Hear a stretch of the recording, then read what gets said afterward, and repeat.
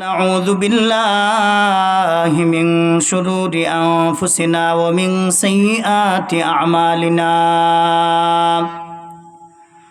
من يهد الله فلا مضل له ومن يضلله فلا هادي له ونشهد أن لا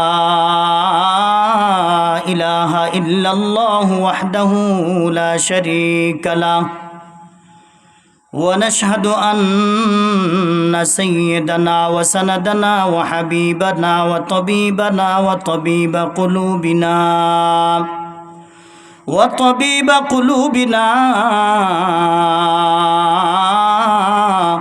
ومولانا محمد صلى الله تعالى عليه وعلى آله وأصحابه وبارك وسلم تسليما كثيرا أما بعد فقد قال الله تعالى في كلامه المجيد والفرقان الحميد أعوذ بالله من الشيطان الرجيم بسم الله الرحمن الرحيم يا أيها الذين آمنوا اركعوا واسجدوا واعبدوا ربكم وافعلوا الخير لعلكم تفلحون قال رسول الله صلى الله عليه وسلم إذا رأيتم الرجل يتعاهد المسجد فاشهدوا له بالإيمان أو كما قال النبي صلى الله عليه وسلم سبحانك لا علم لنا إلا ما علمتنا إنك أنت العليم الحكيم صدق الله المولانا العظيم وصدق رسوله النبي الكريم ونحن على ذلك لمن الشاهدين والشاكرين والحمد لله رب العالمين সকলেই আমরা দুরূদ ইব্রাহিম পড়ি পারি তো নাকি এই দুরূদটা জানি কই পড়া হয় যারা নামাজ পড়ে তারা জানে যারা নামাজ পড়ে তারা মোটামুটি মনে হয় জানে এটা হলো যে কোনো নামাজের আখেরি বৈঠকে জানাজার নামাজ ছাড়া জানাজার নামাজের মধ্যেও দুরূদ পড়ে কিন্তু বৈঠক তো নাই যে কোনো নামাজের আখেরি বৈঠকে সুন্নত বলেন নফল বলেন ওয়াজিব বলেন ফরজ বলেন তাহাজ্জুদ বলেন যত নামাজ আছে আখেরি বৈঠকে তাশাহুদের পরে দুরূদ ইব্রাহিম পড়া হয় সকলে পড়ি আল্লাহুম্মা সাল্লি আলা মুহাম্মাদিন ওয়া আলা আলি মুহাম্মাদ কামা সাল্লাইতা আলা ইব্রাহিম ওয়া আলা আলি ইব্রাহিম ইন্নাকা হামিদুম মাজিদ اللهم بارك على محمد وعلى آل محمد كما باركت على إبراهيم وعلى آل إبراهيم إنك حميد مجيد باطل سے دبنے والے اے آسمان ہی ہم سو بر کر جھکا ہے تو امتحان ہمارا بلغ العلا بکمالہ کشف الدجا بجمالہ حسنت جمیع خصالہ صلوا علیہ وآلہ لا الہ الا اللہ لا الہ الا اللہ আওয়াজ করুন চারটা থেকে একটু আওয়াজ করুন لا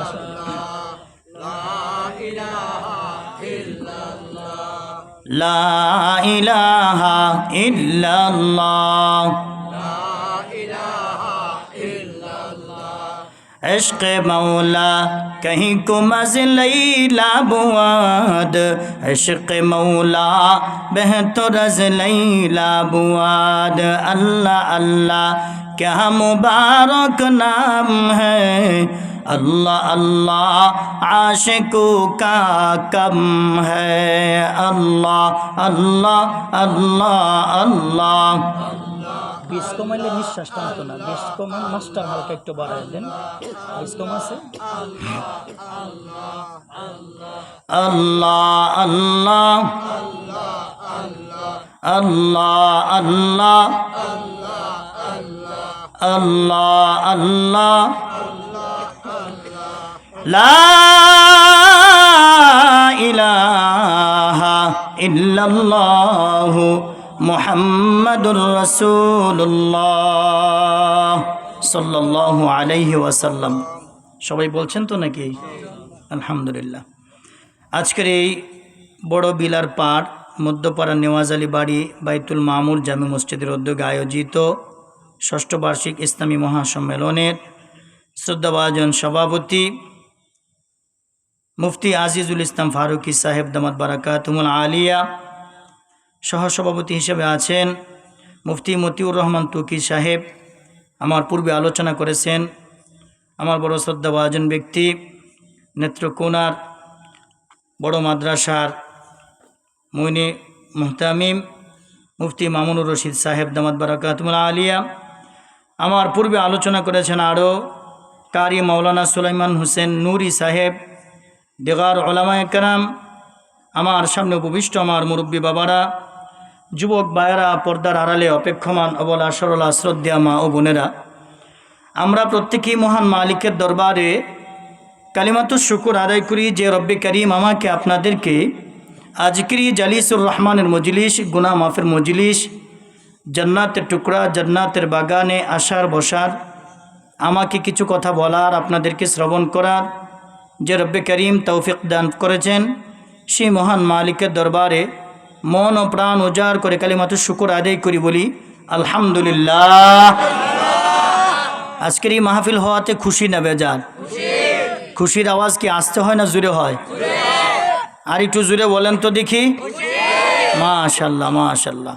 গতকালকে এখানে মাহফিল হয়েছে, আগামীকালকে হবে? যদি আগামীকালকে মাহফিল নাও হয় কিন্তু আল্লাহর রহমতের ফেরেশতা এই জায়গায় 40 দিন পর্যন্ত আনাগোনা করবে। সুবহানাল্লাহ। কতদিন? এটা আমার কথা না।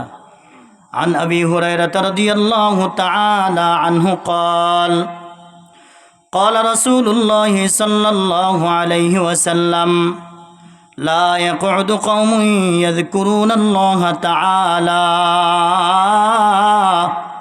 إلا حفتهم الملائكة وغشيتهم الرحمة ونزلت عليهم السكينة وذكرهم الله في من عنده। আমি আপনাদের সামনে যে হাদিস পাক তেলাওয়াত করলাম এই হাদিসটা দুইজন সাহাবী বর্ণনা করেছেন। একজন সাহাবীর নাম আসহাবে সুফফার অন্যতম সাহাবী হযরত আবু হুরায়রা রাদিয়াল্লাহু তাআলা আনহু, আর একজন সাহাবীর নাম আবু সাঈদ খুদরি রাদিয়াল্লাহু তাআলা আনহু। দুইজন সাহাবী এই হাদিসটা বর্ণনা করেছেন। পয়গম্বর বলেন লা ইয়াকুদু কওমুন ইয়াযকুরুনাল্লাহ তাআলা, যে জায়গায় জিকির করা হয়, ওয়াজ হয়, মাহফিল হয়, যে জায়গায় কোরআনে কারীমের তেলাওয়াত হয়, যে জায়গায় হাদিস পড়ানো হয়, মুআতালা করা হয়, এক কথায় আল্লাহর স্মরণ করা হয়, ওই জায়গার ভিতরে ইল্লা হাফাতহুমুল মালাইকা, আল্লাহর রহমতের ফেরেশতারা চতুর্দিক দিয়া পরিবেষ্টন করে রাখে। সুবহানাল্লাহ। হাফাতহুমুল মালাইকা, মালাইকা শব্দের অর্থ হলো ফেরেশতা। হাফাত মানে পরিবেষ্টন করে রাখা। ওই ফেরেশতাগুলোর নাম হলো সাইয়্যিআ। ফেরেশতাগুলোর নাম কি? সাইয়্যিআ। ওই ফেরেশতাগুলো প্রত্যেকটা মজলিসের, যেখানে কোরআন এবং হাদিসের আলোচনা হয়, জিকির হয়, ওই মজলিসটার চতুর্দিকে পরিবেষ্টন করে থাকে। একজনের কাঁধের উপরে আরেকজনের কাঁধ, তার মানে একজন ফেরেশতার উপরে আরেকজন, তার মানে একজন ফেরেশতার কাঁধের উপরে আরেকজন। এরকমভাবে ফেরেশতা এই প্রথম আসমান, দ্বিতীয় আসমান, তৃতীয় আসমান, চতুর্থ আসমান, পঞ্চম আসমান, ষষ্ঠ আসমান, সপ্তম আসমান, আল্লাহর আরশ, আল্লাহ একটা চেয়ারের মধ্যে বসে থেকে কুরসি, আল্লাহর আরশ পর্যন্ত চলে গেছে, কুরসি পর্যন্ত। ওই পর্যন্ত যাওয়ার পরে আল্লাহ তাআলা ফেরেশতাদেরকে ডেকে বলে, তোমরা কিসের কারণে এই অবস্থা করে আমার কাছে আসলা?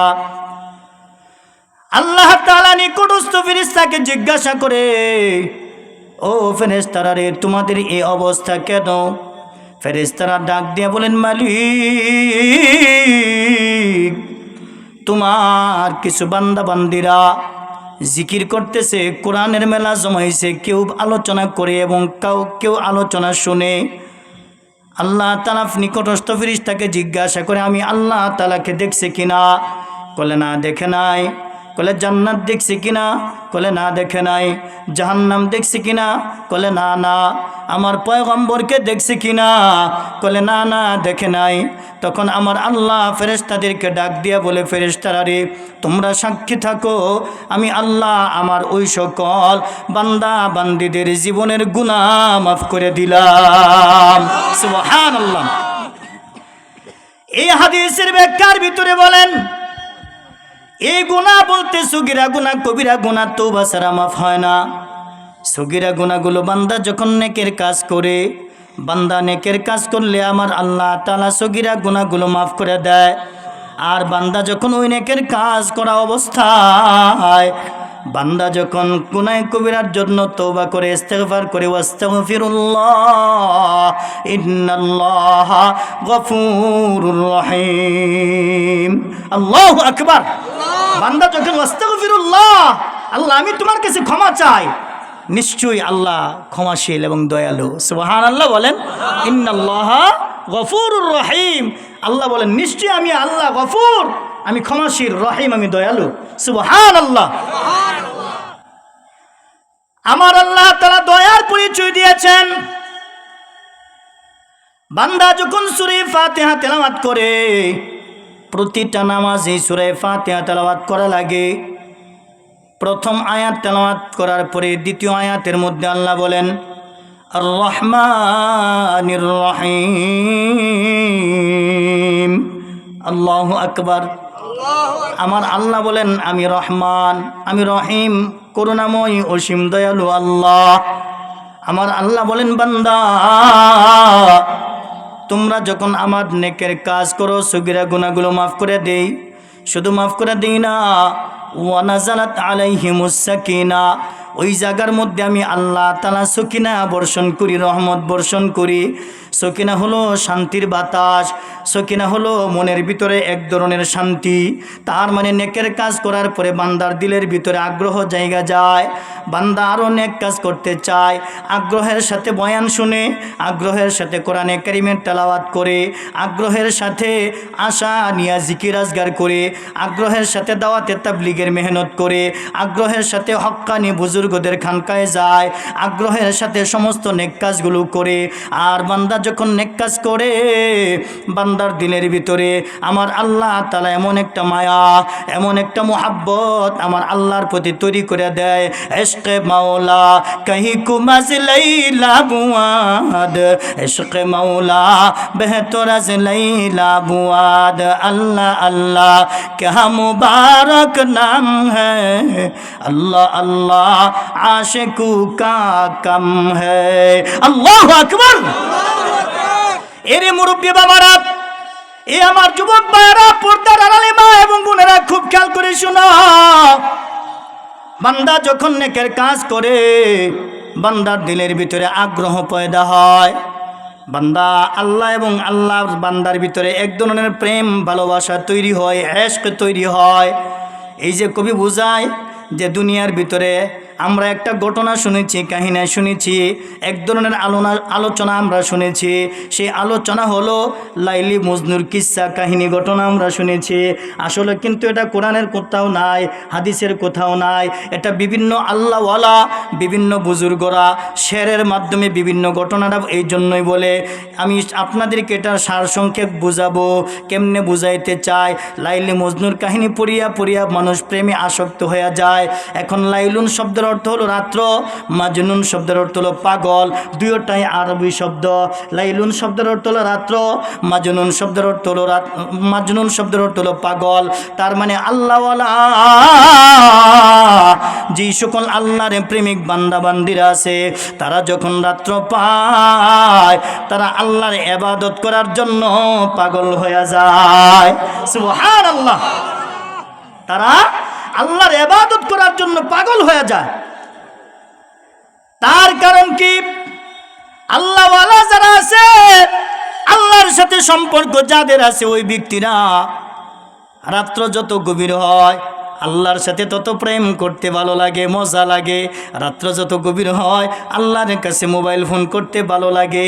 রাত্র যত গভীর হয় কোরআন তেলাওয়াত করতে ভালো লাগে। রাত্র যত গভীর হয় জিকির করতে ভালো লাগে। রাত্র যত গভীর হয় তাহাজ্জুদ নামাজ পড়তে ভালো লাগে, নফল ইবাদত করতে ভালো লাগে। তার মানে আল্লাহ ওয়ালাদের রাত্রটা আসলে আল্লাহর প্রতি ইশক, প্রেম, ভালোবাসা জায়গা যায়।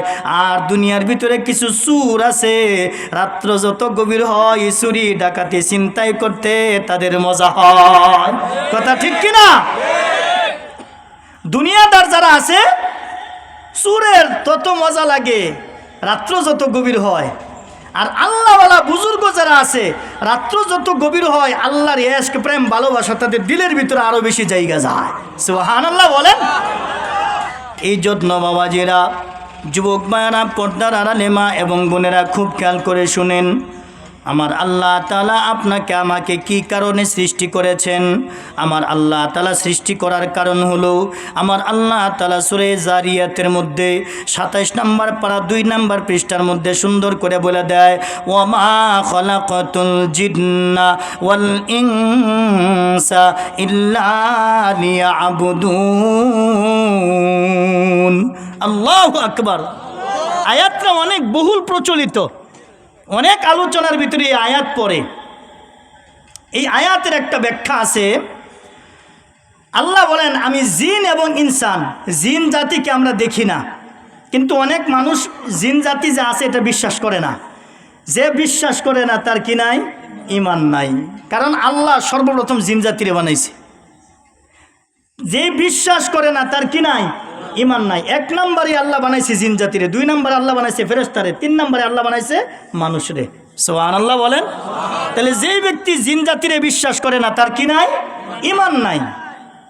আল্লাহ বলেন, আমি জিন এবং ইনসান, ইনসান শব্দ অর্থ হলো মানুষ, আমি জিন এবং ইনসানকে সৃষ্টি করেছি আমার ইবাদত করার জন্য, আমার দাসত্ব করার জন্য, গোলামি করার জন্য। আর এই ইবাদতের মধ্যে সবচেয়ে বড় ইবাদত হলো মুসলমানের ঈমান আনার পরে, মুসলমান হওয়ার পরে 5 ওয়াক্ত নামাজ। সুবহানাল্লাহ বলেন। এই আলোচনাটা এই জন্য করতেছি, হুজুর আলোচনাটা রাইখা গেছেন এক। দ্বিতীয় কথা হলো, এটা হলো মসজিদের মাহফিল। এজন্য আয়াতও পড়ছি এই আঙ্গিকে, হাদিসও এই আঙ্গিকেই পড়ছি। আল্লাহ যদি তৌফিক দান করে আপনাদেরকে বেশি ধৈর্যের বিচ্যুতি ঘটাবো না, অল্প কিছুক্ষণ আলোচনা করে শেষ করে দেবো ইনশাআল্লাহ। শেষ পর্যন্ত আমরা থাকবো, কারণ বরকতি মাহফিল।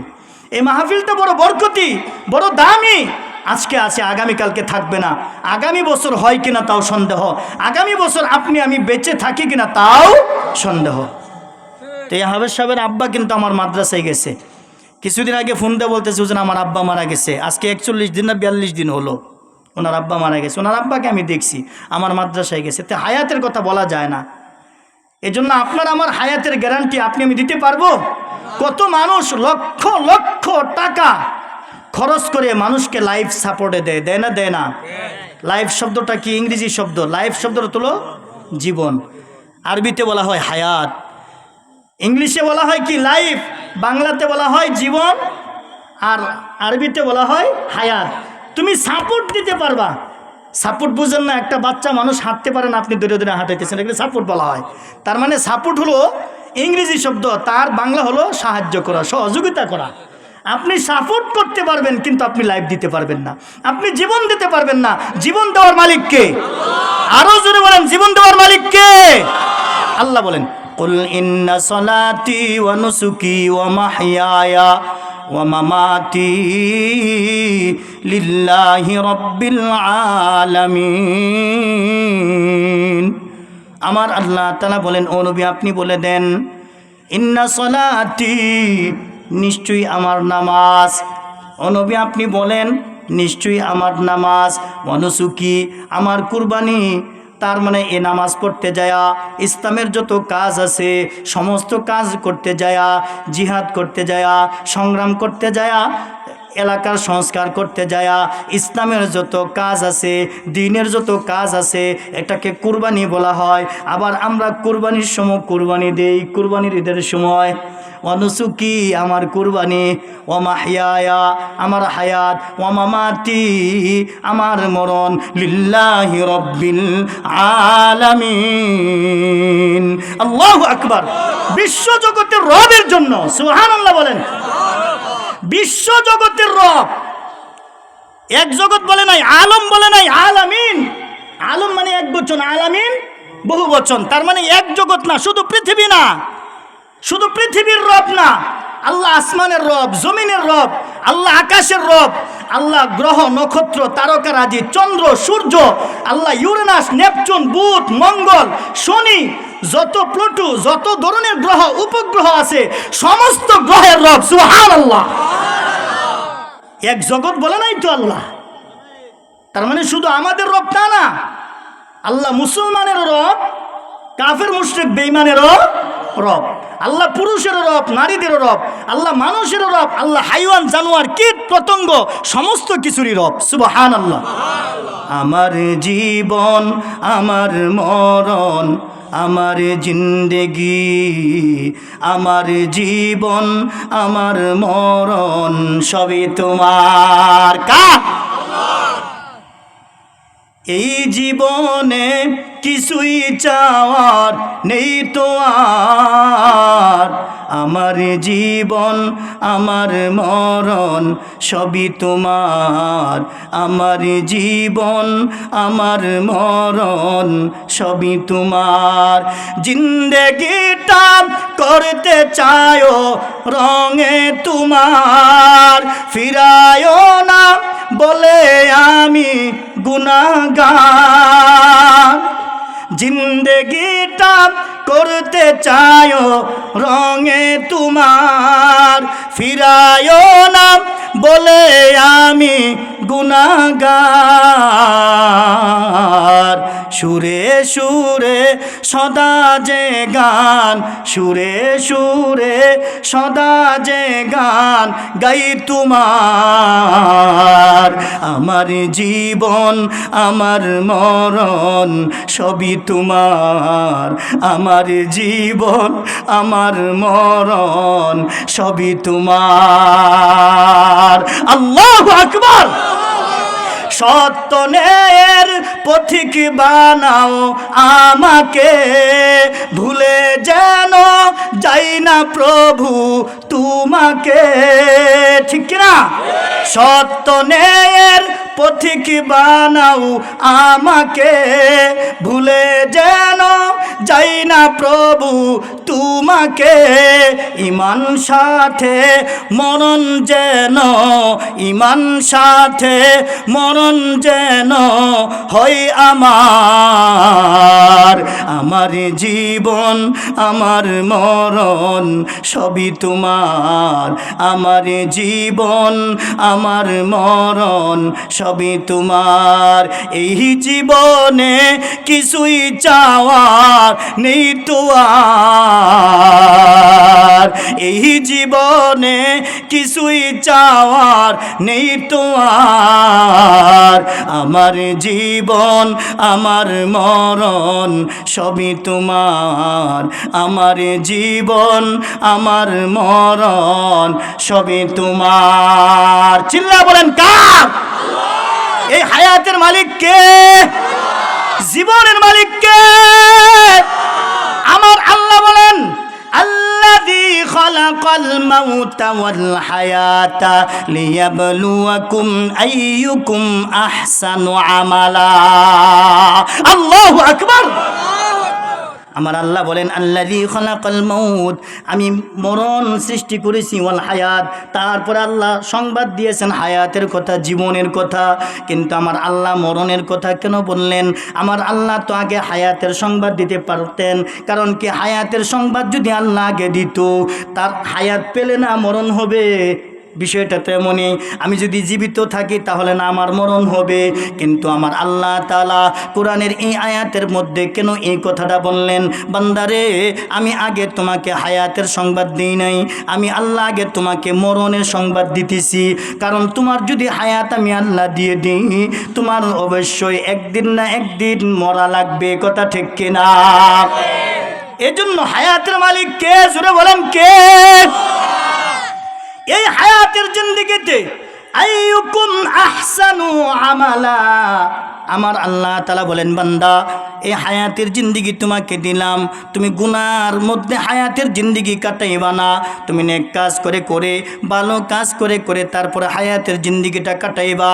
আমাদের আগে যত আল্লাহওয়ালা বুজুর্গরা ছিলেন, আমাদের নবীরা ছিলেন, পয়গম্বররা ছিলেন, সাহাবায়ে কেরাম ছিলেন, ওনারা সব সময় চিন্তা করতেন আমার হায়াতের জিন্দেগিটা আমি কেমনে কাটাবো। এই চিন্তা ফিকির করে করে ওনাদের দিন কাল অতিবাহিত করতেন। দুনিয়ার ভিতরে একজন আল্লাহর ওলি ছিলেন। আমি আপনাদের সামনে যে আয়াতে কারিমা তেলাওয়াত করেছি, ওমা খালাকাতুল জিন্না ওয়াল ইনসা ইল্লা লিয়াবুদুন, এই আয়াতে কারিমা যখন একজন আল্লাহর ওলি দুনিয়ার ভিতরে ছিলেন, খাজা শরীফ জান্দুনি রহমাতুল্লাহি আলাইহি, উনি যখন কোরআনে কারিম তেলাওয়াত করতেন, কোরআনের হাফেজ ছিলেন খাজা শরীফ জান্দুনি। খাজা উসমান হারুনির পীর ছিলেন, শায়েখ ছিলেন। আর খাজা মঈনুদ্দিন চিশতি রহমাতুল্লাহি আলাইহির শায়েখ ছিলেন খাজা উসমান হারুনি। আর খাজা উসমান হারুনির শায়েখ ছিলেন খাজা শরীফ জান্দুনি রহমাতুল্লাহি আলাইহি। উনি একাধারে 3 দিন রোজা রাখতেন, 3 দিন পরে পরে একটু পেট ভরে খানা খাইতেন। কেমনে ইফতার করতেন, সাহরি খাইতেন শুধু হালকা হালকা, কিন্তু 3 দিন পরে একটু পেট ভরে খানা খাইতেন। তারপরে কেমনে পেট ভরে খানা খাইতেন দেখেন, উনি শাক সবজি যা কিছু আছে এগুলো আগুন দিয়ে সিদ্ধ করতেন, এর ভিতরে লবণ দিতেন না। কারণ লবণ দিলে যদি জিহ্বার ভিতরে টেস্ট আইসা যায়, মজা আইসা যায়, তাহলে আল্লাহর ইবাদতের মজা থাকবে না। এই চিন্তা ফিকির করে খাজা শরীফ জান্দুনি রহমাতুল্লাহি আলাইহি শাক সবজিগুলি উনি সিদ্ধ করতেন, কোনো লবণ দিতেন না। লবণ ছাড়া 3 দিন পরে একটু খানা খাইতেন পেট ভরতে। এরকমভাবে একটানা 40 বছর পর্যন্ত রোজা রাখছে। আর উনি বনে জঙ্গলে বেশি বেশি থাকতেন। মানুষ যখন বলতেন আপনাকে কিছু খাবার দাবারের ব্যবস্থা করে দেই, খাজা শরীফ জান্দুনি রহমাতুল্লাহি আলাইহি উনি ডাক দিয়ে বলে, তোমার খানা আমি কিসের কারণে খাবো? এই যে বন জঙ্গল দেখো, এই বনের ভিতরে খাবারের অভাব নাই, খাবারের অভাব নাই, আমি তোমারটা কেন খাবো? আমার আল্লাহ খাবার দিয়ে ভরে দিছেন। এই খাজা শরীফ জান্দুনি রহমাতুল্লাহি আলাইহি যখন কোরআনে কারীম তেলাওয়াত করতেন, সূরা যারিয়াতের এই আয়াতের মধ্যে যখন আসতেন, ওমা খালাকাতুল জিন্না ওয়াল ইনসা ইল্লা লিয়াবুদুন, আমার আল্লাহ জিন এবং ইনসানরে বানাইছে আল্লাহর ইবাদত করার জন্য, আল্লাহর গোলামি করার জন্য। এই আয়াতের মধ্যে যখন আসতেন, এই আয়াত তেলাওয়াত কইরা বেহুশ হইয়া পড়ে যাইতেন। আহা, সেন্স হারায় ফেলাইতো, অজ্ঞান হয়ে যাইতো। হাইরে, আল্লাহ বানাইছে ইবাদত করার জন্য, আর আমি কি করি? উনি ওনার নিজের চিন্তা করতেন, আল্লাহ বানাইছে ইবাদত করার জন্যে, আর আমি কি করি, আমি কি করি? এত ইবাদত করার পরেও বলতেছে আমি কি করি। আহা, আগেকার আল্লাহওয়ালারা কত চিন্তা করতেন, এখন আমরা কি চিন্তা করি? আমরা কাকে ঠকাবো, কাকে মার দিব, আমরা কেমনে দুনিয়াতে বড় লোক হব, ধনী হব। না না, দুনিয়ার মধ্যে এত তাড়াতাড়ি ধনী হওয়া যায় না, এত তাড়াতাড়ি বড় লোক হওয়া যায় না আল্লাহর হুকুম ছাড়া। কথা ঠিক কিনা? আমার আল্লাহ কোরআনের মধ্যে বলেন, ওয়ামান আ'রাদা আন যিকরি ফাইন্না লাহু মাঈশাতান দানকা ওয়া নাহশুরুহু ইয়াওমাল কিয়ামাতি আ'মা। আল্লাহু আকবার। আমার আল্লাহ বলেন, ওয়ামান আ'রাদা আন যিকরি, যে ব্যক্তি আমার জিকির থেকে গাফিল থাকবে, বিমুখ থাকবে, আমার স্মরণ থেকে গাফিল থাকবে, নামাজের জন্য আমাকে স্মরণ করে না, মসজিদ থেকে মুয়াজ্জিন আজান দেয় কিন্তু আমাকে স্মরণ করে না, জিকির হয় আমাকে স্মরণ করে না, মাহফিল হয় আমাকে স্মরণ করে না, মাদ্রাসায় কিতাবে তালিম হয়, কোরআন তেলাওয়াত করা হয়, আমাকে স্মরণ করে না। এই কথাই আমার আল্লাহ বুঝাইতে চায়, যে ব্যক্তি আমার স্মরণ থেকে গাফিল থাকবে ওই ব্যক্তির রিজিক আল্লাহ সংকুচিত করে দিবেন, দিন দিন রিজিক কমায়া দিবে। আপনি আমি দেখব মাসে লক্ষ লক্ষ টাকা ইনকাম করে, কিন্তু লক্ষ লক্ষ টাকা ইনকাম করবে সত্য, কিন্তু ওই টাকার ভিতরে কোনো বরকত থাকবে না, আল্লাহ বরকত উঠায় নিবে। চিন্তা করে দেখেন আমাদের মুরব্বী বাবারা যারা আছে, আগে 1 বিঘা সম্পত্তি করলে 1 পাখি সম্পত্তির মধ্যে দান হইতো মাত্র 5 মণ, আর এখন 5 কাঠা, আমাদের এলাকায় 5 কাঠা 1 পাখি, 1 পাখির মধ্যে দান হয় 20 মণ, 30 মণ, 35 মণ, ঠিক কিনা? জমিন তো ওইটাই আছে, বরকত কে দিছে? আরো জোরে বলেন কে দিছে? কিন্তু এই যে মুরব্বী বাবারা যারা আছে তাদেরকে জিজ্ঞাসা করে দেখেন, আমন দান যখন করতেন, বুড়ো যখন করতেন, আউশ দান যখন করতেন, ফলন তেমন বেশি হইতো না, কথা ঠিক কিনা? এরকম বিঘার বিঘা সম্পত্তি করতেন, বিঘার বিঘা জমি করতেন, কিন্তু দান হতো মাত্র 20 মণ, 15 মণ, 10 মণ, এরকম হইতো। মানুষ কত অভাবে ছিল, কিন্তু তারপরেও আল্লাহ খাওয়ায়া দাওয়ায়া আল্লাহ মানুষকে বাঁচায়া রাখছে। জমিন ওইটাই আছে, ওই জমিনের ভিতরে আল্লাহ বরকত দিছে। কেমনে বরকত দিছে? দুনিয়ার ভিতরে কিছু বরকতি আল্লাহর বান্দা বান্দি থাকার কারণে। সুবহানাল্লাহ। দুনিয়ার ভিতরে আল্লাহর কিছু বরকতি বান্দা বান্দি থাকার কারণে জমিনের মধ্যে বরকত। সুবহানাল্লাহ। আমার আল্লাহ বলেন, আমার স্মরণ থেকে যারা গাফিল থাকবে, আমার স্মরণ থেকে যারা মুখ ফিরে নিবে, গার ঘুরে নিবে, আমি আল্লাহ তাআলা 1 নাম্বার মুসিবত দুনিয়াতে তাকে দিব। সেই মুসিবত, সেই আযাব হলো দুনিয়ার ভিতরে তার রিজিক আমি সংকুচিত করে ফেলবো, রিজিকের বরকত কমায়া ফেলাইব। এটা হলো দুনিয়ার মুসিবত, দুনিয়ার আযাব, দুনিয়ার গজব। দুনিয়াতে চলতে গেলে খাবার দাবারের দরকার আছে না নাই? রিজিকের দরকার আছে না নাই? টাকা পয়সার দরকার আছে না নাই? যে ব্যক্তি টাকার জন্য দৌড়ায়, আমার আল্লাহ তারে টাকা দিবে না। কারণ কি?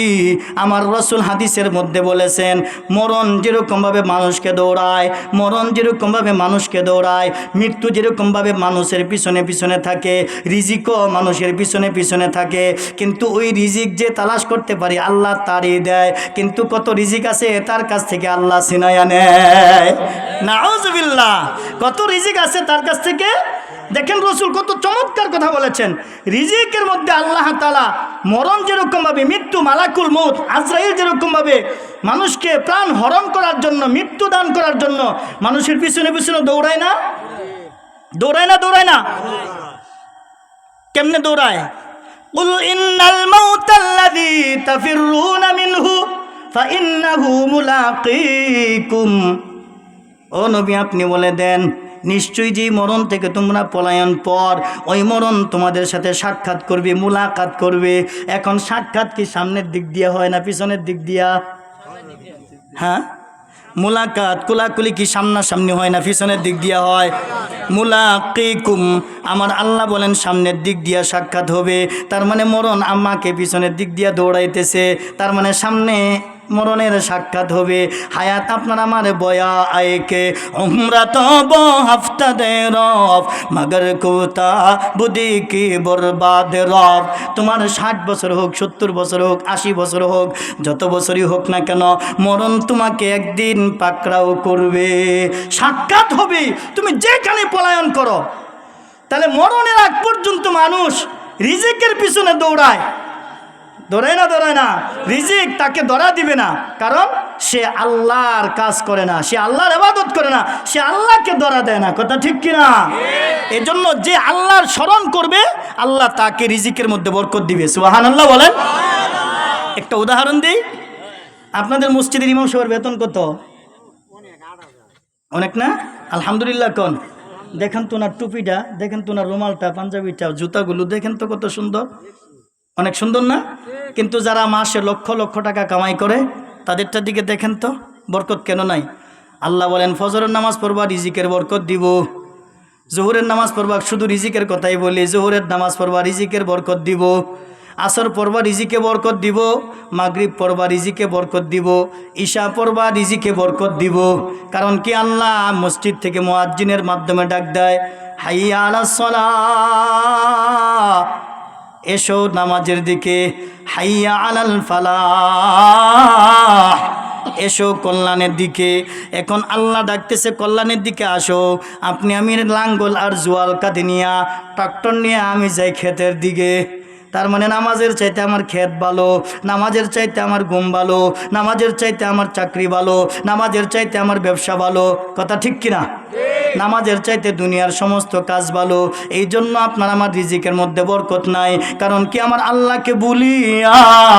আল্লাহকে বইলা গিয়া যত মানুষ দুনিয়ার যত কাজ করুক, আল্লাহ তার কাজের ভিতরে বরকত দিবে না। আজকে দেখেন আমাদের দেশে মেল ফ্যাক্টরির অভাব নাই। এই মেলে সকাল সকাল ফজরের নামাজ না পড়িয়া মেয়ে পুরুষ মহিলা সবাই চাকরির জন্য দৌড়ায় না? দৌড়ায় না? 20,000 25,000 30,000 টাকা 40-50,000 টাকাও বেতন উঠায় না? যারা সাধারণ হেল্পার বা অপারেটরে চাকরি করে না এরকম বেতন উঠায় না? কিন্তু মাস শেষে যায় দেখেন তার কিস্তির জ্বালায় সে ঘুমাইতে পারে না। প্রতি সপ্তাহে কিস্তি আছে না নাই? আর কিছু মানুষ আছে সুদখোর, আছে না? এরকম সুদখোরের চেহারা দেখলে চিনা যায়। কিছু মানুষ আছে সুদখোর, যে সুদ খাইলো সেজন্য আল্লাহ এবং আল্লাহ রসুলের সাথে যুদ্ধ ঘোষণা করলো, বলেন নাউজুবিল্লাহ। তাহলে এই সুদখোর যদি মসজিদ এরকম টাইস করা মোজাইক করা মসজিদের মধ্যে যায় যদি আল্লাহ রেখো, আল্লাহ তুমি আমারে মাফ করো, তার আল্লাহর নাম কি আসমানে উঠবে? এই নামাজ তার এই আল্লাহ শব্দটা তার মুখের উপরে সিরা কাপড়ের মতো এরকমভাবে গুটাইয়া মুখের মধ্যে নিক্ষেপ করবে। ধর তোর নামাজ, তোর নামাজ আমি নিব না, তোর মুনাজাত আমি নিব না, তোর কথাই আমি নিব না, তোরটা আমি শুনি না, কারণ তুই আমারটা শুনস না। আনোয়ার শাহ কাশ্মীরি রহমতুল্লাহ আলাই ঘটনাটা খুব সুন্দর করে শুনেন, ছোট্ট বোঝানোর জন্য বলতেছি। উনি দারুল উলুম দেওবন্দের 50 বছর শাইখুল হাদিস ছিলেন। কোনো সঙ্গত কারণে হজরতকে দারুল উলুম দেওবন্দ থেকে বের করে দেওয়া হয়েছে। কমিটি চক্রান্ত করে বাইর করে দিছে। বাইর করে যখন দিছে, আনোয়ার শাহ কাশ্মীরি রহমতুল্লাহ ওনার ছোট্ট একটা বই আছে, মালফুজাত আছে, এটার মধ্যে আছে ঘটনাটা। বাইর করে যখন দিছে, উনি যখন আয়সা পড়ে তখন উনি একটা গাবি রাখতেন, গাবি পালতেন আর কি, গাই পালতেন। তখন করে গাইটা যখন রোদের মধ্যে আছে, এটার আমি একটু ছায়ার মধ্যে বাঁধতে থুয়ে যাই। মানে আম গাছের মধ্যে পরে ছায়ার মধ্যে যখন বাঁধতে গেছে, ওই গায়ে করছে কি গুতা মেরে ফালাইয়া দিছে। গাবি কোনোদিন গুতা দেয়? গুতা দেওয়া এটা তো ষাঁড়ের স্বভাব, ষাঁড় গরুর স্বভাব। গাই তো কোনোদিন গুতা দিতে পারে না, তো গাই কেমনে গুতা মারলো? তো দেখেন বড়রা কোত্থেকে শিক্ষা নেয়। তখন উনি বলতে সাহেরে, কিরে গরু তুইও আমারে অপছন্দ করলে, আমি এতদিন তোর খেদমত কি কারণে করলাম? তার মানে নিশ্চয়ই কোনো না কোনো ভুল আমার আছে, যার কারণে আমাকে 50 বছর বুখারি পড়াইছি, শাইখুল হাদিস ছিলাম, এই দারুল উলুম দেওবন্দের মানুষ আমাকে বের করে দিছে নিশ্চয়ই কোনো অপছন্দের কারণে। তার মানে আমার আল্লাহ মনে হয় আমারে পছন্দ করে না। যে গরু আমারে গুতা মারলো গাবিটা, সেও আমারে পছন্দ করে না। হায়রে, না জানি আমার কোথায় ভুল আছে। দেখেন ভুল তালাশ করে, তারা ভুল তালাশ করছে। আর আমি তো ভুল তালাশ করি না, খুঁজি না। আজকে আমি নিজেকে অনেক বড় মনে করি। আর রসুল 5 ওয়াক্ত নামাজ পড়ে সব সময় যখনই মনে হইতেন রসুলের সামনে কোনো প্রশংসা করতেন, রসুল বলতেন আল্লাহুম্মা ইন্নী আউযু বিকা মিন নাফহাতিল কিবর। আল্লাহ, অহংকার থেকে তোমার কাছে পানা চাই, অহংকার থেকে তোমার কাছে আশ্রয় চাই। আজকে আমার একটু ফুলান, দেখবেন আমার বেড়াগিরি কারে কয়, আমি কত বড় মাপের বক্তা যে। আইরে, এই যে বড় বিলার পার বয়ান করতে গেছিলাম, প্রধান বক্তা সবাই আমারে খুব মূল্যায়ন করছে। হ্যাঁ, আমারে খুব আফুটাফু করছে, আমারে খুব তাজিম করছে। আমি ফুল্লা যামু, এটা হলো মানুষের স্বভাব। গরু চিনেন না? গরু ফুলে মুখের কারণে, গরু ফুলে বিশ্বাস হয় না? বিশ্বাস হবে। কুরবানির ঈদ আসার 1-1.5 মাস আগে বা রমজানের ঈদের পরে গরুরে আমরা বেশি খেদমত করি না? কম খাওয়াই না বেশি খাওয়াই? খুব বেশি খাওয়াই। তার মানে এমন খাওয়াইতে ওই গরু একদিক দা খায়, আরেক দিক দা পানি খাওয়ায়। খাইতে কি করে গরু ফুলে যায়, মোটা হয়ে যায়, স্বাস্থ্য হয়ে যায়। তাহলে গরু ফুলে মুখের কারণে। আমার শায়েখ পীর মুর্শিদ এই উদাহরণটা দিচ্ছেন। তো উনি বলেন যে গরু ফুলে মুখের কারণে, আর মানুষ ফুলে অহংকারের কারণে। মানুষ ফুলে অহংকারের কারণে, তাকাব্বুরের কারণে। অহংকার হলো আল্লাহর গুণ, অহংকার হলো আল্লাহর চাদর। এই চাদর নিয়ে যারা টানাটানি করবে এরা কাফের। নাউজুবিল্লাহ বলেন। এই চাদর নিয়ে যারা হেসরা হেসরি করবে তারা কি? কাফের। আল্লাহ তাদেরকে পছন্দ করে না। লা ইয়াদখুলুল জান্নাতা মান কানা ফি কলবিহি মিসকালা যাররাতিন মিন কিবরিন। রাসূল হাদিসের মধ্যে বলেন ওই ব্যক্তি জান্নাতে যাবে না যার দিলের ভিতরে জাররা পরিমাণ, জাররা কারে কয়, একটা জিনিস শুনেন, এই যে কাপড়গুলো আছে না, এই কাপড়গুলো যখন আমি ধোয়ার পরে এই পানি চিপাইয়া নিংড়াইয়া পরে পানি পরে না, পরে তো দলা থাকে, এই দলাটারে ভাঙ্গার জন্য যখন বাড়ি দেয় জারা দিলে দেখবেন আসমানে কি জানি উড়ে, কিছু কিছু দূরে দূরে উড়ে না, যে পানির কণাগুলো এটারে বলা হয় জাররা। আরও সহজে বোঝাই যে শীত মৌসুম আইতেছে, দেখবেন বেড়ার ফাঁক দিয়া টিনের ছিদ্র দিয়া এক ধরনের আলো ঢুকবো, আলোর ভিতরে দেখবেন কি জানি উড়ে, এটারে বলা হয় জাররা। এই জাররা পরিমাণ যদি কারো দিলের ভিতরে অহংকার থাকে, তাকাব্বুরি থাকে, তাহলে ওই ব্যক্তি কি? জান্নাতে যাবে না। ওই ব্যক্তি কোথায় যাবে না? জান্নাতে যাবে না। বলেন নাউজুবিল্লাহ। এজন্য রাসূল বলতেন আল্লাহুম্মা ইন্নী আউযু বিকা মিন নাফহাতিল কিবর। আল্লাহ তোমার কাছে অহংকার থেকে পানা চাই। আর আজকে তো আমাদের অহংকার এটা একটা গুণ হয়ে গেছে। আল্লাহ বলেন এই অহংকার হলো আমার চাদর। একটা চাদর দিয়া শীত মৌসুমে কয়জন ঘুরেন গায়ে দিয়া? একজন না তিনজন? এক চাদরের ভিতরে কয়জন লয়? একজন। দুইজন ঢুকলে তো শীত ঢুকে না ঢুকে না? তাহলে চাদর যেরকম দুইজন গায়ে দেওয়া যায় না, এটা হাদিসের মধ্যে রাসূল বলেছেন অহংকার হলো আল্লাহর চাদর। এই অহংকার নিয়ে যদি কেউ টানা হেসরা করে তাহলে আল্লাহর চাদর নিয়ে টানা হেসরা করলো। নাউজুবিল্লাহ। এই চাদর নিয়ে টানা হেসরা করা যাবে? ওয়ারাব্বাকা ফাকাব্বির, ওয়ারাব্বাকা ফাকাব্বির। একমাত্র বড়াই বড়ত্ব কার হবে? আরো জোরে বলেন, বড়াই বড়ত্ব কার? ওই বিজয়, ওই বিজয়, ওই উঠছো কে? নাম কি? নাম কি তোমার? ফিসে জার্সি লাগাইছো বিজয়, এটা তো মুসলমানের নাম না, এটা তো মুসলমানের নাম না। এই নাম চেঞ্জ করবা যদি তোমার থাকে, এই নাম পরিবর্তন করবা, নামের কারণে জাহান্নামে যাবে। কথা ঠিক কিনা জোরে বলেন। তো যাই হোক, ওয়ারাব্বাকা ফাকাব্বির, বড়াই বড়ত্ব কার হবে? তাহলে যারা রিজিকের পিছনে দৌড়ায় আল্লাহ তাদেরকে রিজিক দিব না। যারা আল্লাহরে ভুলে যায়, এক নাম্বার মুসিবত দুনিয়াতে, সেটা হলো আল্লাহ তার রিজিকের সংকুচিতের মধ্যে রাখবেন, রিজিক তার কাছ থেকে উঠায় নেবেন, ছিনায় নেবেন। এটা হলো দুনিয়ার মুসিবত। আখেরাতের মুসিবত হলো আল্লাহ তারে অন্ধ বানায় উঠাইব। নাউজুবিল্লাহ বলেন। কি বানায় উঠাইব? অন্ধ বানায়া। তখন আল্লাহর দরবারে উঠবো, আল্লাহ দুনিয়াতে তো আমার চোখ আছেন, আজকে কেলিগে আমার চোখ দিলা না। ক্বালা রাব্বি লিমা হাশারতানি আ'মা ওয়া ক্বাদ কুনতু বাসীরা। রে মালিক, দুনিয়ার ভিতরে এত সুন্দর চোখ দিয়েছিলা, এই চোখ দিয়ে সুন্দর সুন্দর করে দেখতাম, দুনিয়ার আলো বাতাস সব কিছু দেখতাম। আমি আমার মাকে দেখতাম, বাবাকে দেখতাম, আত্মীয় স্বজন ছেলে মেয়ে সব কিছু দেখতাম, দুনিয়ার রং ডং তামাশা যা কিছু আছে সব কিছু দেখেছিলাম। এরে মালিক, দুনিয়ার ভিতরে এত সুন্দর চোখ নেওয়ার পরে আজকে আমাকে কবর থেকে কেন চোখ ছাড়া ওঠাইলা?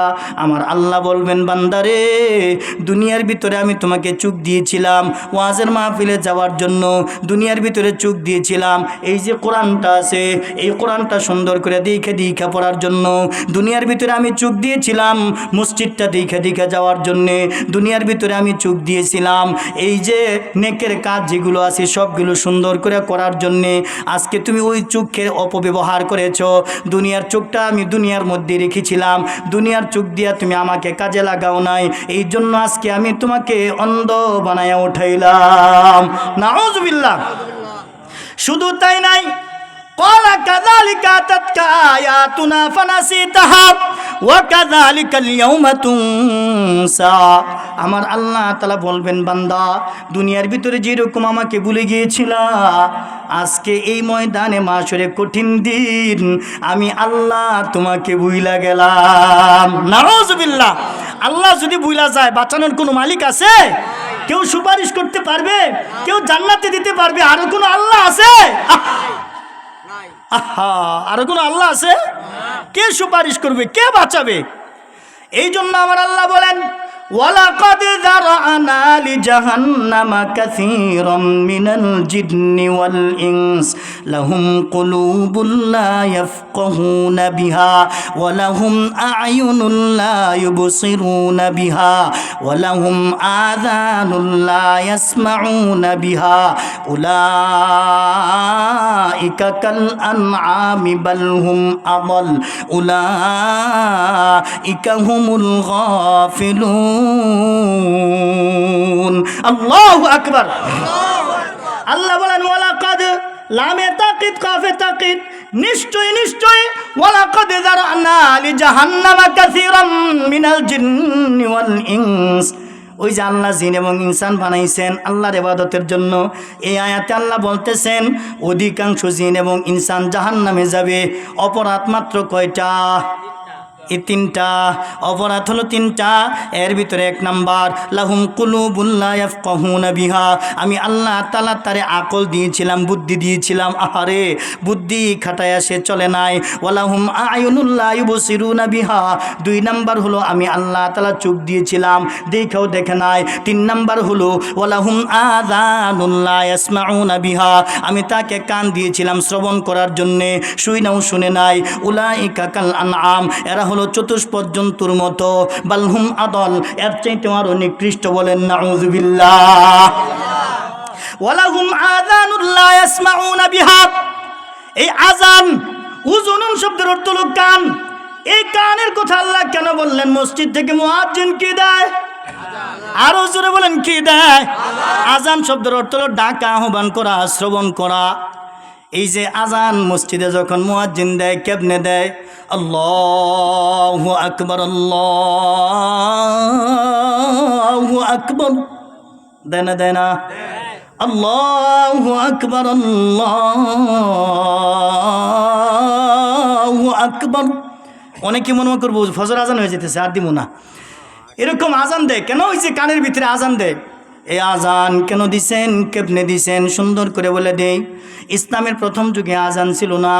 মক্কা থেকে যখন মদিনায় হিজরত করে গেছেন, শাহ ওলিউল্লাহ মুহাদ্দিস দেহলভী রহমতুল্লাহ আলাইহি ওনার কিতাবের মধ্যে উনি বলেছেন সুন্দর করিয়া, এই হাদিসটা বর্ণনা করেছেন হযরত আব্দুল্লাহ ইবনে যায়েদ রাদিয়াল্লাহু তাআলা আনহু। এই আজান কেমনে হলো? দ্বিতীয় হিজরিতে আজান শব্দের অর্থ হলো কান, আর এই আজান শব্দের অর্থ হলো আহ্বান করা, ডাকা। তার মানে নিদা, তার মানে মসজিদ থেকে যখন মুয়াজ্জিন ডাক দেয়। এই কথাটা আল্লাহ কোরআনের মধ্যে বলছেন, ওয়াল্লাহু ইয়াদউ ইলা দারিস সালাম। আল্লাহু আকবার। আপনাদের কষ্ট হইতেছে? আপনাদের কষ্ট হইলে আমার একটু সুবিধা হয়। আল্লাহু ইয়াদউ ইলা দারিস সালাম।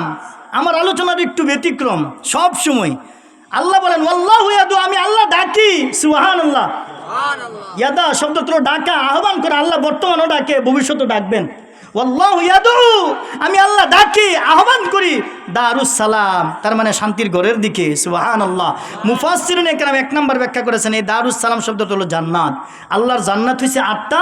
এই 8টা জান্নাতের ভিতরে একটা জান্নাতের নাম হলো দারুস সালাম। আর এই দারুস সালামের সর্বশেষ ব্যাখ্যা করেছেন দুনিয়ার মসজিদ। সুবহানাল্লাহ। মুফাসসিরুন ইকরাম বলেছেন দুনিয়ার মধ্যে একটা দারুস সালাম আছে, সেটা হলো দুনিয়ার মসজিদ। যে ব্যক্তি মসজিদে যায় সে যেন দারুস সালাম জান্নাতের দিকে যায়। যে ব্যক্তি মসজিদের সাথে সম্পর্ক থাকবে, আমার আল্লাহ তাকে দারুস সালাম নামক জান্নাতে ঢুকাবে। সুবহানাল্লাহ। দারুস সালাম, দারুন মানে ঘর, সালাম শব্দের অর্থ হলো শান্তি। সুবহানাল্লাহ বলেন। শান্তির ঘর। দুনিয়ার ভিতরে কোথাও শান্তি নাই, একমাত্র শান্তি আছে। সেই শান্তির জায়গা হলো আল্লাহর ঘর, মসজিদ। সুবহানাল্লাহ। মসজিদে ঢুকলেই জুমাবার দিন দেখবেন, শুক্রবার দিন দেখবেন মুসল্লিগুলো কেমনে জানি উঙ্গায়, জিমায়। কারণ ওই যে আল্লাহর রহমত, তার ভিতরে সকিনা বর্ষণ হইতেছে। সুবহানাল্লাহ।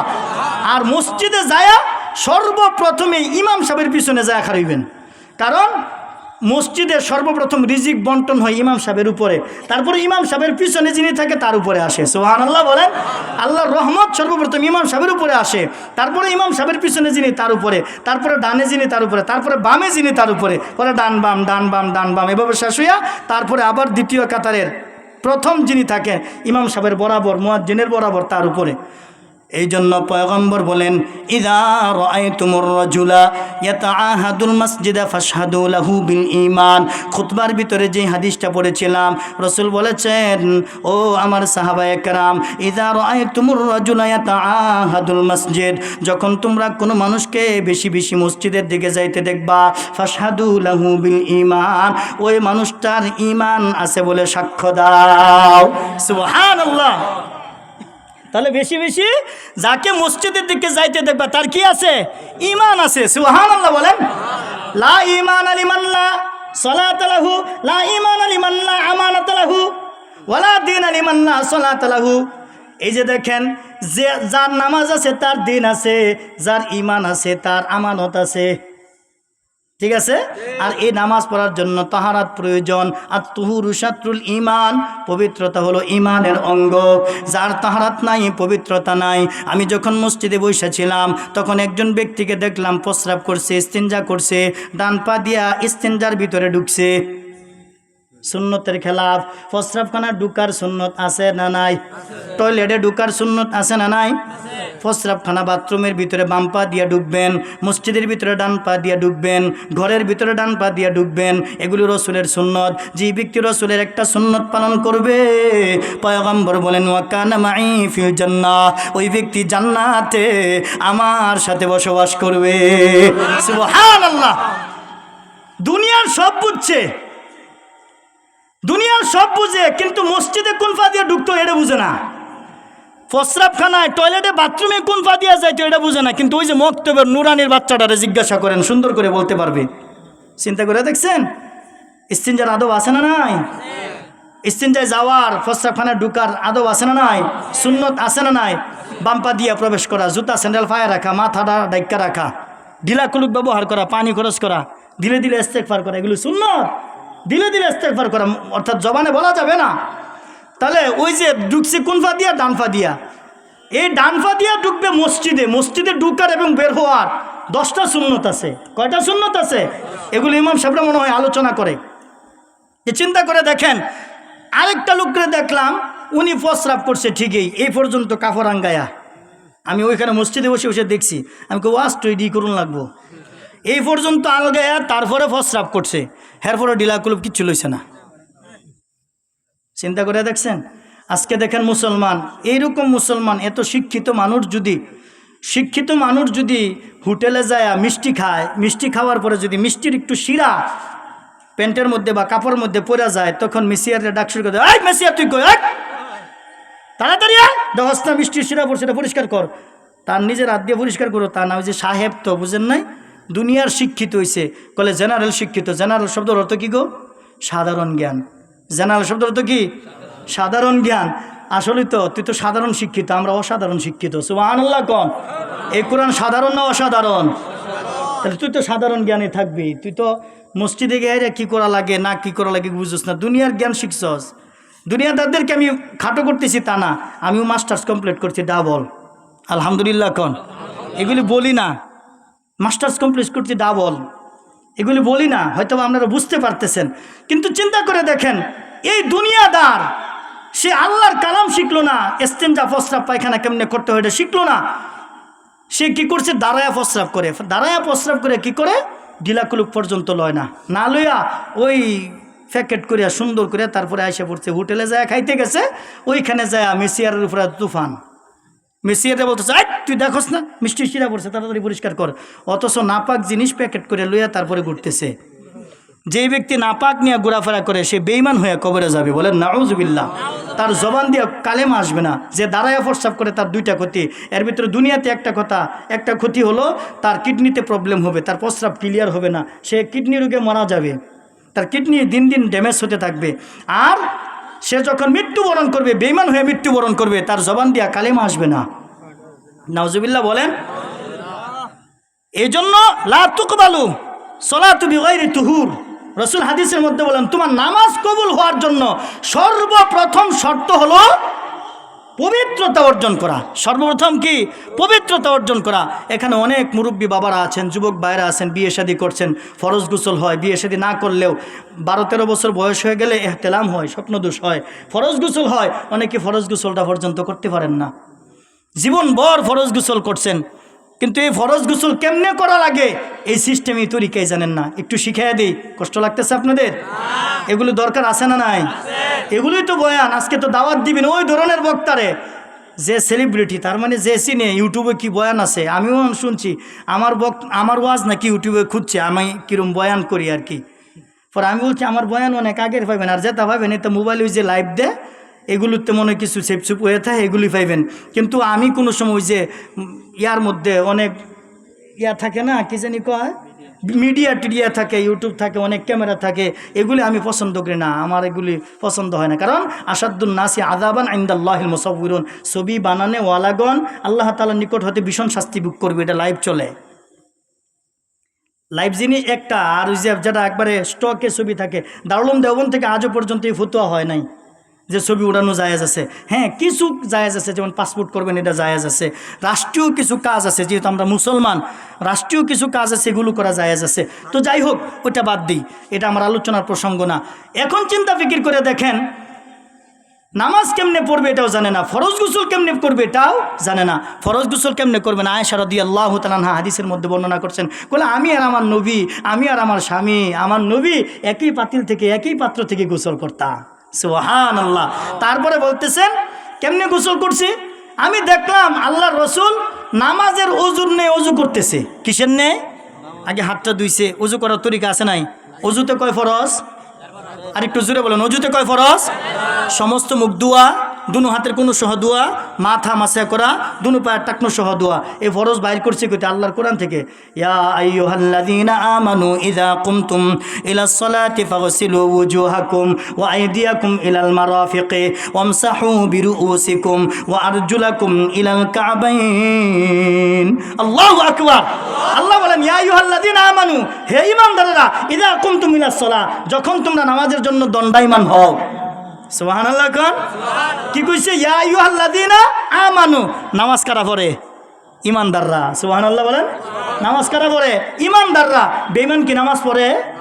নামাজ পড়ে ঈমানদাররা। এই ঈমানদারদেরকে বলতেছেন। তাহলে মসজিদে কারা যায়? ঈমানদার। তাহলে যেই ব্যক্তি মসজিদে বেশি বেশি যায়, আল্লাহর রাসূল কি কইছে? তারা ঈমানদার বলে সাক্ষ্য দাও। আল্লাহ বলতেছেন, ঈমানদাররা, যখন তোমরা নামাজ কায়েম করবে, নামাজ প্রতিষ্ঠা করবে, তখন তোমরা কি করো? ফাগসিলু ওয়ুজুহাকুম, মুখমণ্ডল ধৌত করো, ওয়া আইদিয়াকুম ইলাল মারাফিকি, মিরফাকুন শব্দের অর্থ হলো কুনি, এই কুনি পর্যন্ত ধৌত করো। ওয়ামসাহু বিরুউসিকুম, তোমরা তৃতীয়বার তোমরা কি করো? এই মাথাটা মাসে করো। চতুর্থ নাম্বারে ও আরজুলাকুম ইলাল কাবাইন, এই যে টাকনোটা আছে এটাকে মাফ করবেন, আপনাদের উপর উঠাইছি আর কি, এই যে টাকনোটা আছে এটাকে কাবা বলা হয়। দুইটা জিনিসের নাম হলো কাবা। খানে কাবা দুনিয়ার মধ্যে উঁচু জায়গা, আর মানুষের শরীরের মধ্যে উঁচু জায়গা হলো এই টাকনো, এই জন্য এই টাকনোটাকে বলা হয় কাবা। আর দুনিয়ার উঁচু জায়গা হলো খানে কাবা, সবচাইতে বড় জায়গা, সবচাইতে উঁচা স্থান, সবচাইতে সম্মানিত জায়গা, এই জন্য এটাকে কাবা বলা হয়। এই যে টাকনো পর্যন্ত ধৌত করা, এই হলো 4টা ফরজ। অজুতে 4টা ফরজ আদায় করা। নবীজি সর্বপ্রথম নামাজের ওজনে অজু করতেন, হাতটা সুন্দর করে বিসমিল্লাহ বলিয়া বলিয়া ধুইতেন, সুন্দর করিয়া ধুইয়া তারপরে নবীজি মেসওয়াক করতেন, মেসওয়াক করে কুলি করিয়া তারপরে সুন্দর করে নাকে পানি দিতেন, তারপরে মুখটা ধুইতেন, এরকমভাবে মাথা, এরকমভাবে গণদাড়ি খিলাল করতেন, 2 হাতের কোনি পর্যন্ত ধুইতেন, তারপরে এই পর্যন্ত ধোয়া শেষ, হাতটা খিলাল করতেন, আঙ্গুলগুলো খিলাল করতেন, মাথা মাসে করতেন। আয়েশা রাদিয়াল্লাহু তাআলা আনহা বলেন, নবীজি এরকমভাবে মাথাগুলো মাসে করতেন, চুলগুলো এরকমভাবে খিলাল করতেন যে খিলালের কারণে চুলের গোড়া ভিজা যায়। সুবহানাল্লাহ। নবীজি এরকমভাবে চুলগুলো মাসে করতেন, খিলাল করতেন, খিলালের কারণে চুলগুলো কি হয়েছে? ভিজে গেছে। তার কারণ ওই জমানায় তো পানি কম ছিল, ওই জমানায় পানি কম ছিল, যার কারণে এমনভাবে খিলাল করতেন একের চুলগুলো ভিজে যেতেন, এই পর্যন্ত রাইখা দিতেন। রাইখা দিয়া 3 মশক পানি, মাথায় 1 মশক, ডান কাঁধে একটা, বাম কাঁধে, তার মানে যে 3 লোটা বা বদনা যে যায় বুঝেন আর কি, 3টা পাত্র পানি ডালতেন। ডাইলা তারপরে ওই যে ফাও কিন্তু ধুইছে না, ফাও কেটছে না, ধুইছে না। রসুল যেখানে গোসল করছেন ওইখান থেকে খানিকটা সরে জায়গাটা একটু পরিবর্তন করে তারপরে 2 পা সুন্দর করে ধুইতেন। এই হইল রসুলের ফরজ গোসল। সুবহানাল্লাহ বলেন। এই সিস্টেমে আজকের থেকে গোসল করবেন, ফরজ গোসল, নতবা আপনাদের গোসল হবে না। আর সর্বপ্রথম গোসল করার আগে, ওযু করার আগে, নাপাক শরীরের মধ্যে হোক, কাপড়ের মধ্যে হোক, যেখানে হোক, এটা আগে সুন্দর করে 3 বার বিসমিল্লাহ কইয়া সুন্দর করে ধুইয়া তারপরে ওযু করবেন। এই ওযু করার পরে কি করতে হবে? ওই যে মসজিদ থেকে ডাকতেছে হাইয়া আলাস সালাহ, ওই যে কুরআন সূরা হজ্জের আয়াতটা তেলাওয়াত করেছিলাম খুতবার ভিতরে, আমার আল্লাহ বলেন 17 নম্বর পারা 20 নম্বর পৃষ্ঠার ভিতরে, আইয়ুহাল্লাযীনা আমানুর কাউ ওয়াসজুদু ওয়াবুদু, হে ঈমানদারেরা, আমানুর কাউ, তোমরা রুকুকারীদের সাথে রুকু করো। যারা মস্তক অবনত করে, যারা মাথা নত করে, তাদের সামনে তোমরা মাথা নত করো, তাদের সাথে দলবদ্ধ হইয়া, তার মানে জামাতের সাথে নামাজ আদায় করা লাগবে। সুবহানাল্লাহ। কিসের সাথে? জামাতের সাথে নামাজ আদায় করা লাগবে। তোমরা রুকুকারীদের সাথে রুকু করো। মুসলমানি বুয়াদ গর্দন নেহাদান, আইনানে খুদ বদস্তে খাজাদাদান। মুসলমান তাকে বলা হয় যে তার রবের সামনে মস্তক অবনত করে, মাথা নত করে দেয়। মুসলমান কাকে বলে? জুড়ে বলেন। মুসলমান তাকে বলে যে তার রবের সমস্ত হুকুম পাইছে, হুকুম পাওয়ার পরে একটা মানে আরেকটা মানে না, এরকম না। ইয়া আইয়ুহাল্লাযীনা আমানু দুখুলু ফিস-সিলমি কাফা, হে ঈমানদারেরা তোমরা ইসলামের ভিতরে পুরাপুরি ঢুকো। সুবহানাল্লাহ। এখন মসজিদের ভিতরে যদি এক পা থাকে আর মসজিদের বাহিরে যদি আরেক পা থাকে, তাহলে পুরাপুরি ঢুকে হয়েছে না অর্ধেক? তার মানে নামাজ পড়ছেন, রোজা রাখেন না, ইসলামের পুরা আমল হইছে? নামাজ পড়ছেন, রোজা রাখছেন, হজ ফরজ হয়েছে কিন্তু হজ করছেন না, আমল হয়েছে?